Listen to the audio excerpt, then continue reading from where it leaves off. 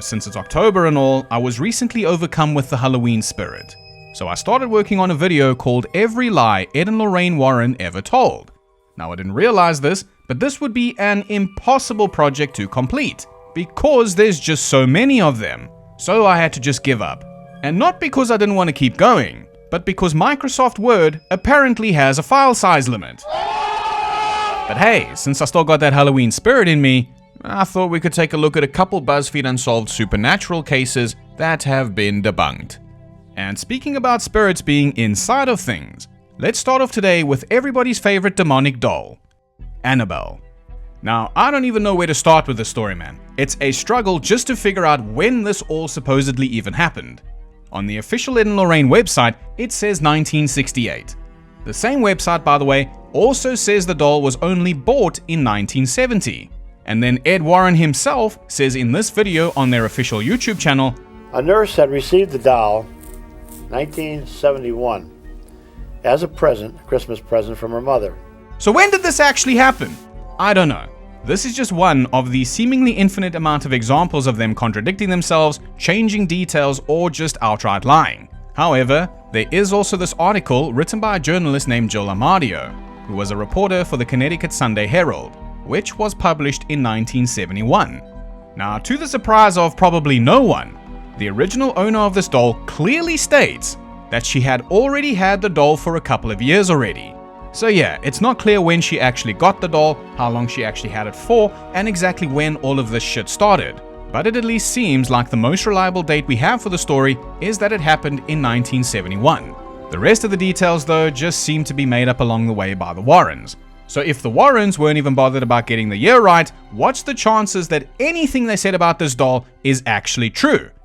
0, probably. Now, according to Joel Amadio, the Warrens contacted her to write a piece on the Annabelle doll because they, quote, wanted publicity. So Jill agrees and accompanies the Warrens on the case to investigate the Annabelle doll. Now, this is the story of what happened according to the original owners. Quote, I picked up the Raggedy Ann doll, shook her hard, and shouted, "You're nothing but a toy." I then felt a sudden burning pain across my chest. When I opened my shirt, there were 7 bleeding claw marks slashed across my body. So says Anthony Rossi of East Hartford. Oh yeah, it's true. We saw it happen, says his girlfriend Marguerite Tata and her roommate Annalie Getz. The three share an apartment on Glen Road in East Hartford. They relate to the most bizarre tale of the supernatural. Now, I assume that most of you are already familiar with the story in some sort of way, be it through the movies or whatever the fuck the Warrens were saying. Now, the names of these people have obviously been changed, I suppose, to protect their identities. In other versions of the story, Marguerite is referred to as Debbie or Donna, Annalie is referred to as Angie, and Anthony is referred to as Lou. What their actual real names are is a complete mystery. Anyway, moving on. Marguerite says it all started about a year ago after we moved in. Tony and I were dating and he came to live with us. I had a life-size Raggedy Ann doll my mother had given me a couple of years ago and I kept it on my bed as a decoration. But then, strange things started to happen. When we came home from work, we'd find the doll in different places, in the kitchen, on the floor, and even kneeling on a chair. We all thought that one of us was fooling around, so nothing was said about it. Then, one day before Christmas, I came home and found a little chocolate booty on the stereo set. What in the blue hell is a chocolate booty? Both Tony and Annalie denied any knowledge of it. We couldn't understand how it got there. Then that same week, we found some keys in an ashtray I had just cleaned and put on the coffee table. Again, none of us could explain their presence or to whom they belonged. Unfortunately, the article gets cut off here, but moving over to the next column. Taking up the story, Tony recounted, I started having nightmares of the doll crawling up my legs onto my chest in an attempt to strangle me. I woke up from each dream sweating. Marguerite had a friend who was a medium, and she asked her to hold a seance to see if there could be any supernatural explanation for the doll's behavior. At the seance, we found out that the doll had become possessed by the spirit of a little girl who died when she was 7 years old. She used to play on the site our apartment house was built on. She said her name was Annabelle Higgins. All she wanted was to be loved. She asked to stay. Okay, now I hate to be that guy, but again, to the surprise of probably no one, Pork Chop Warren himself says in the same YouTube video, So now the woman holds a seance and she said, there's a spirit of a 6-year-old girl in that doll who was killed in an automobile accident just outside of your apartment house here. Well, there was a 6-year-old child by the name of Annabelle who was killed. But God does not allow the spirit of a child to go into a doll. This was a demon. where the fuck he got that information from is a complete mystery. Because good luck finding a report of a child named Annabelle Higgins dying in this area by car or otherwise. Ed then goes on to claim that a bunch of shit happened that is not mentioned in this here article, like knocking sounds, flashing lights, their beds would shake, it would get icy cold, and then they would hear whispering. Whatever. Who cares what this dumpling says anyway? Let's get back to Jill's article. Quote, the next day, Annalie called Father Richard Nolan, an Episcopal priest who teaches at the Mattatuck Community College in Waterbury. I told him about the doll, and he referred me to Canon Jones. They both advised us to get in touch with a well-known researcher in the occult, Edward Warren. Now there you go, that's about it. Now you know what the quote-unquote real Annabelle story is. Now let's go back quickly to the Warrens' official YouTube channel. Now Ed actually had the balls to say this. The skeptics, the atheists, the first thing they attack you with is, where's the evidence? Where's the proof? This never happened. I not only have the doll, I have film, I have recordings, I have eyewitness accounts from credible people who have seen these phenomena happen in and around that doll. I have film.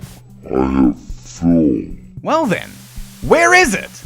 As far as proof goes, this video from an unrelated case is the closest thing to video proof I have ever seen coming from the Warrens. Give me some sign.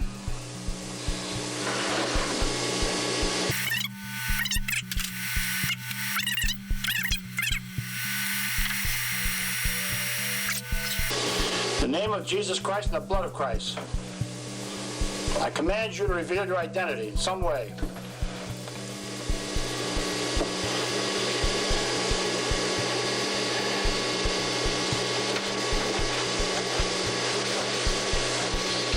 In the name of Jesus Christ, I command you to reveal your identity.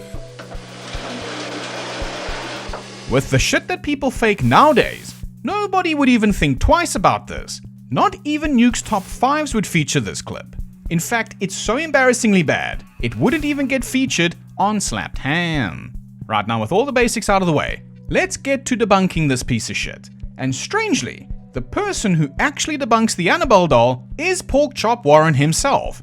What you're about to hear comes directly from his book, The Demonologist, which was published in 1981. The demonic is a liar. It's even been called the father of lies. Well, you were lied to. By a spirit of deception.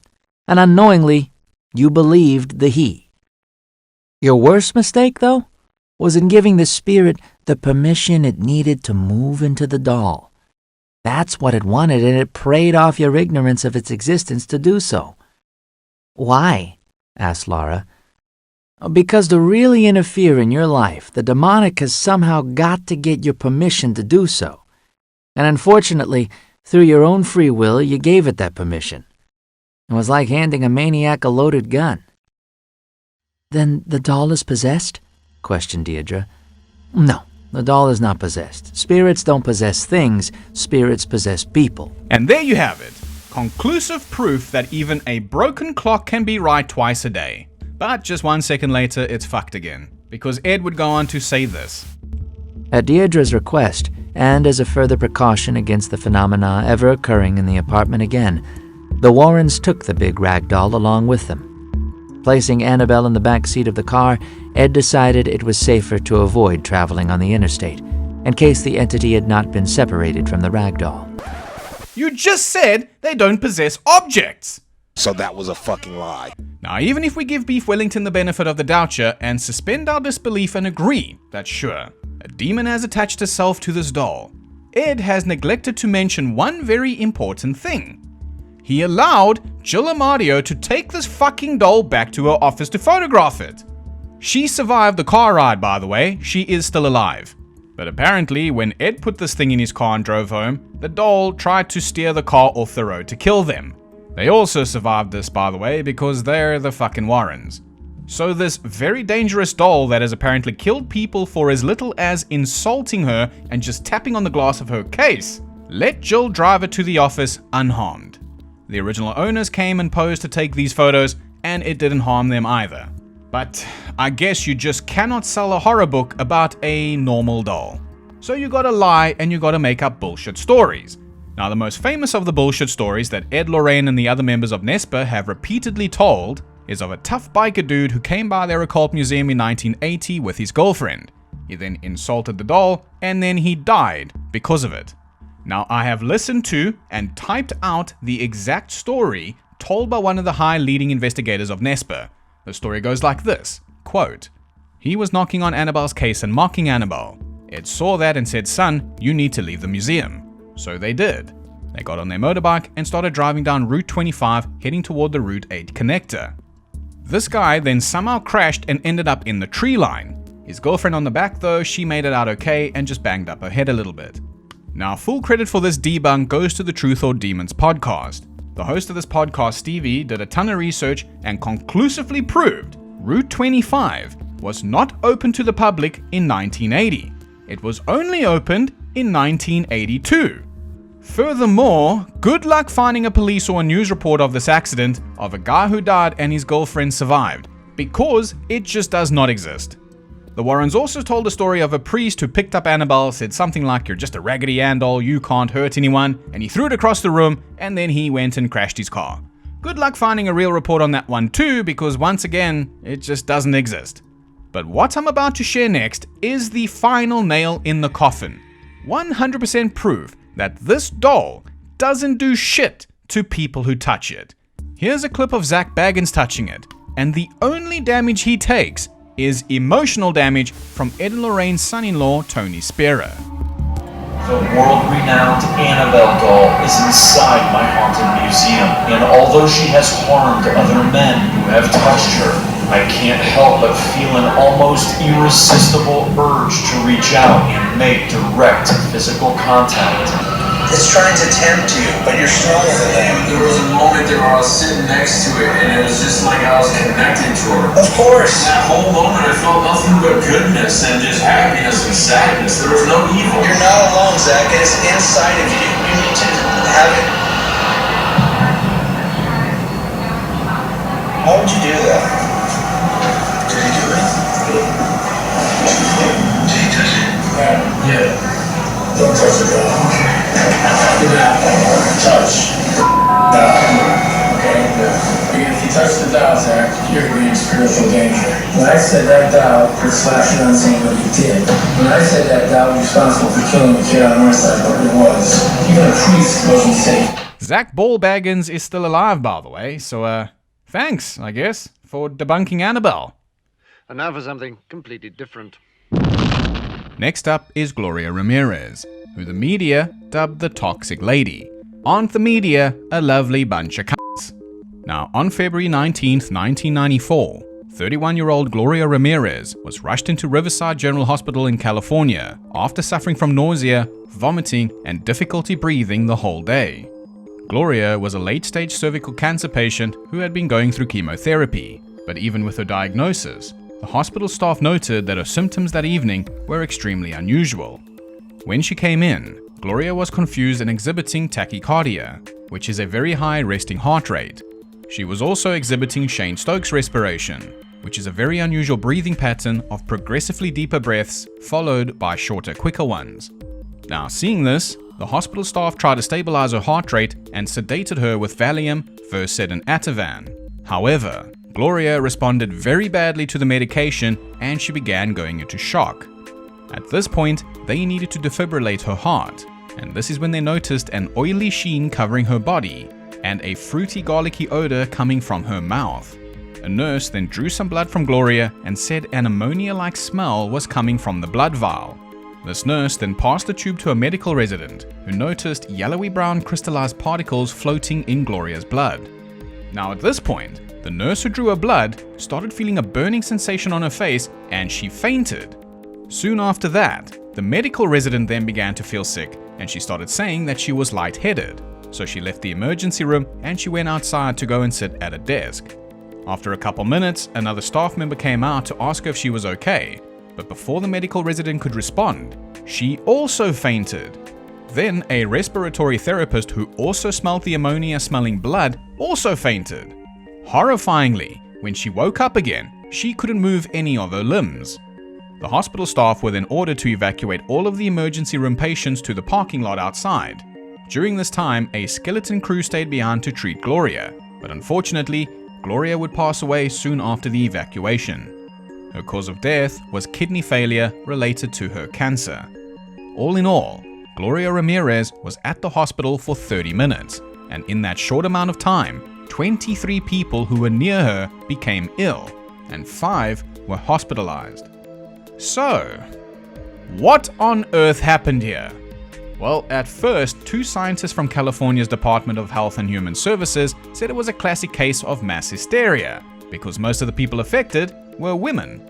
Well, the medical resident that fainted at the desk said that's the biggest load of monkey piss I've ever heard in my life, and proved with her own medical records that she was not affected by mass hysteria. Because mass hysteria cannot explain why she needed to spend 2 weeks in the intensive care unit because she suddenly developed breathing problems, hepatitis, and a vascular necrosis in her knees.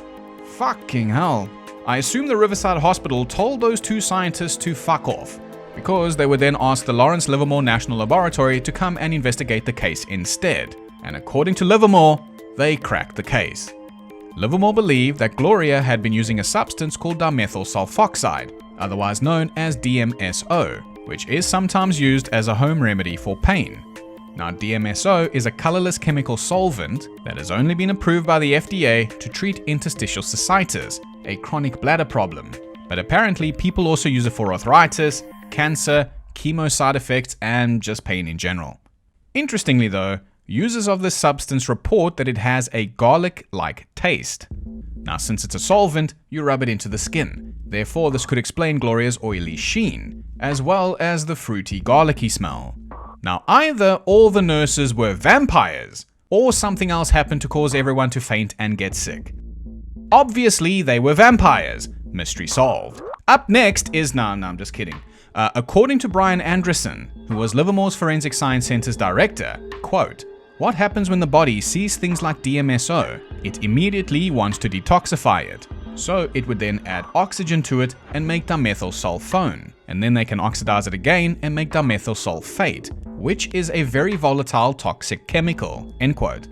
Well, I suppose that's the very simple way to explain it, but if you explain it like that, it doesn't really make a whole bunch of sense.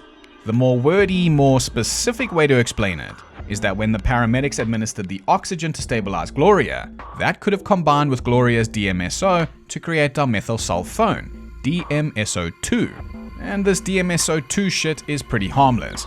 But what's interesting about it is that it is known to crystallize at room temperature. If you recall, yellowy brown crystals were observed in Gloria's blood.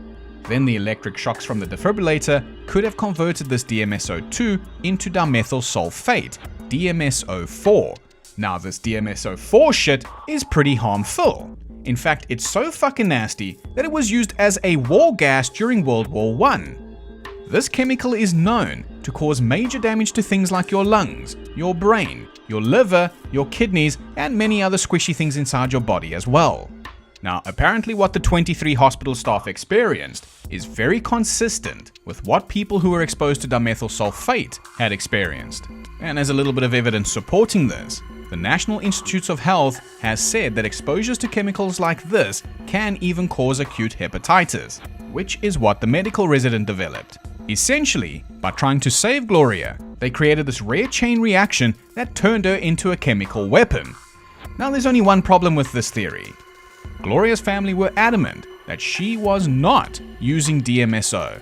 However, Brian Anderson did find traces of DMSO in Gloria's system. Hence his theory, and hence why Livermore claimed they cracked the case. Now next up is the Phoenix Lights incident. And oh boy, is this one gonna cause some shit down there in the comments. But hey, I'll be honest at least and say if there ever was a UFO story that would have made me a believer, it's this one. But in saying that, I gotta ask myself, is it possible that there was some sort of misunderstanding here? Or did aliens really travel all of this way to Earth, sneak into our airspace, and then accidentally turn their lights on one by one and then just leave? I don't know, perhaps they were like, oh no, there's no sign of intelligence here, these creatures believe a doll was possessed by a demon. Ew. Gross. Let's just leave. Either that, or it wasn't a UFO. So, what was it then? Well, most people who saw it with their own eyes swear that they could see the shape of a flying V aircraft. Some people said that they were outside and this thing flew overhead and it blacked out the sky. Some said the craft itself was transparent, they could see straight through it, and all they could see was the formation of the lights. Some people say this thing was moving fast, some say it was moving slow, some say it was high in the sky, and some say it was very low. What in the Dr. Seuss was that? Some people also say that in the cleaned up versions of the footage, you can see the distinct shape of an aircraft. I personally, though, cannot see a craft, but I do see blooming, this dark halo effect around the lights. However, that's just caused by the limitations of old cameras, the limited dynamic range of the sensors, and automatic exposure systems. As for the misunderstanding, a lot of people don't realize this, but there was actually 2 separate incidents that night. I didn't know that until I read this article on skeptic.com by Tony Ortega. According to Tony, there is only one video that exists of the first incident, and I believe it's this video right here. And he says it's this video that confused the fact that there were actually 2 different incidents that night. Now, I don't know about you, but looking at this video, I can only see 5 lights here. Footage from the second and far more famous incident, you can see about 7 lights. But let's not get ahead of ourselves, let's deal with the original Flying V first. Now, this video was captured at about 8:30 p.m. on the night of March 13th, 1997. Now, like I said, this is the only footage that apparently exists of the original incident. The other photos and videos were taken of the second one, which were the military flares. And this happened because people came out in response to the first incident. And these images and videos clearly show the flares in an arc over the Phoenix cityscape, which is sometimes confused with the earlier overhead V. And you know what? Fair enough. It's an honest mistake. Now, a young man with a 10-inch Dobsonian telescope named Mitch Stanley spotted the V from his backyard and saw that it was a formation of aeroplanes. Using a magnification of 60 times, which essentially put him 60 times closer to the V than people using their naked eyes, Mitch Stanley could see that each light in the sky was actually a double, with one light under each squarish wing. After his sighting, Stanley tried to contact a Phoenix City Councilwoman who was making a noise about the event, as well as a couple UFO flim-flam men working the local scene, but he was rebuffed. Yeah man, I guess reality is just boring to some people. But anyway, this formation of planes, this original V, would explain why people in their gardens saw them fly overhead. So that's the first one debunked. Now for this shit here. So people see and hear about the original V, news spreads quickly, and a large number of people wait outside with video cameras. Then at about 10 p.m. in the sky southwest of Phoenix, quote, a string of lights appear in the sky and slowly sank until they disappeared behind the nearby Estrella mountain range. This was later shown to be a string of flares dropped by the Maryland Air National Guard over the North Tack military range. Now, as for the hundreds of witness reports, can several hundred people really be wrong? Well, like I've said before, Nickelback have sold over 50 million albums. But how can we justify dismissing hundreds of witness sightings and then take the word of Mitch Stanley? Well, I mean, he was the only guy who had a fucking telescope. But here's an example of another report that just supports that the original V was 5 planes flying in formation. Quote, a man who swore he saw a black shape joining the lights of the V saw it pass directly in front of the moon. At that point, he saw not a black shape, but wavy lines pass over the undimmed moon. But rather than conclude that he'd seen the contrails of planes, the man, whose perception had already been heavily influenced by the UFO explanation, concluded instead that the pilot of the alien craft had turned his spaceship transparent right at that moment, so the man could see the moon through it. How convenient. The problem developed later when people conflated reports of the 2 sightings. For the many people who had seen the earlier V pass directly over their heads, the explanation of flares made no sense whatsoever, And again, I say, you know what, fair enough. News organizations didn't differentiate between the two events or report on the Stanley identification. Even the Republic stopped referring to its earlier solid reporting on the light and began promoting it as unexplained. But when you look at this footage, you gotta be honest, this is either the wonkiest spaceship ever built, or these are just flares. But, you know, that's just my opinion. Back to Tony Ortega, quote, "To this day, programs like Dateline invariably question people who saw the earlier V event, and quote them saying that flares couldn't possibly explain what they saw. They are right, they didn't see flares, they saw a formation of planes. Dateline repeatedly showed people talking about their memories of the 8:30V while showing video of the 10 PM flares. Talk about misleading." Perhaps it's a good thing that NBC has now declared this the numero uno UFO sighting of all time, because few sightings have been so thoroughly investigated by reporters and so well debunked.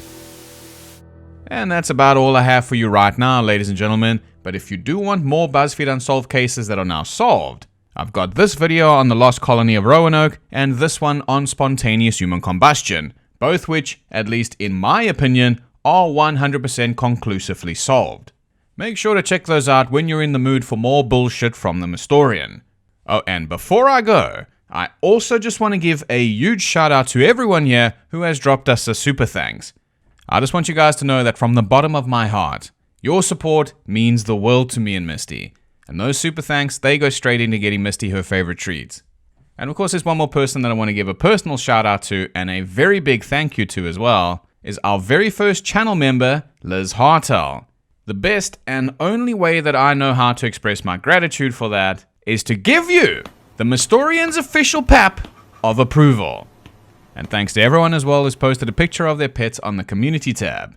By the way, I know I have a cat icon. All animals are welcome on this channel. It's an animal-friendly channel. Cats, dogs, birds, iguanas, snakes, turtles, fish, xenomorph, pigs, cows, doesn't matter. Post them. And that's all she wrote, folks.